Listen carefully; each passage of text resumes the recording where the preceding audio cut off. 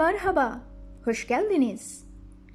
তুর্কি ভাষা শিক্ষা, কিছু গুরুত্বপূর্ণ পরামর্শ। ভাষাটি শেখার জন্য প্রতিদিনের একটি উপযুক্ত সময় বেছে নিন। সময়টা অল্প করে হোক, ক্ষতি নেই, কিন্তু যতটুকু সময় ব্যয় করবেন তা মনোযোগ সহকারে করুন। একটি কোলাহলমুক্ত পরিবেশ বেছে নেবেন। শব্দভাণ্ডার বা ভোকাবুলারি যত পারুন তুর্কি শব্দগুলো শিখে ফেলুন। যে কোনো ভাষা শিক্ষার জন্য এর বিকল্প নেই। একদম আলাদা একটা নোট বই ব্যবহার করুন এবং যা শিখবেন তাতে নিজের হাতে লিখে রাখুন।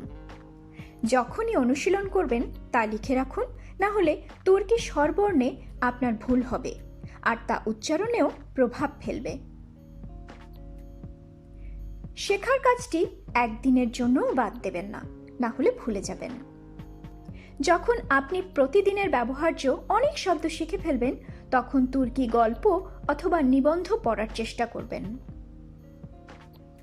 যখন আপনি পড়তে পারবেন এবং বুঝতে পারবেন, তখন আপনার যে বিষয়ে আগ্রহ রয়েছে সে বিষয়ে আরও শব্দ শেখা শুরু করুন।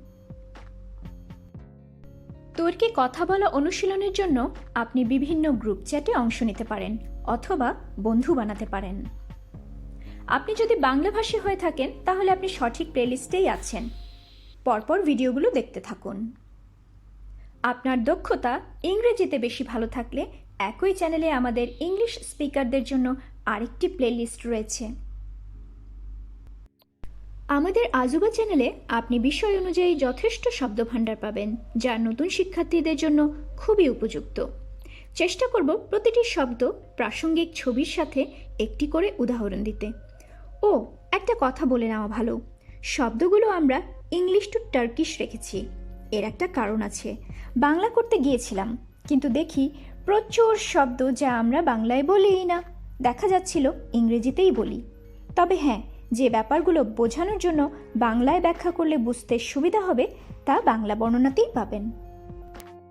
আর ব্যাকরণ রাগী মাস্টারনির মতো করে শেখাবো না, মজা করে গল্পের মাধ্যমে শেখাবো, যেন আপনাদের মনে রাখতে ও বুঝতে সহজ হয়। আর ব্যাকরণের ব্যাখ্যাগুলো কিন্তু বাংলাতেই আবার পাবেন।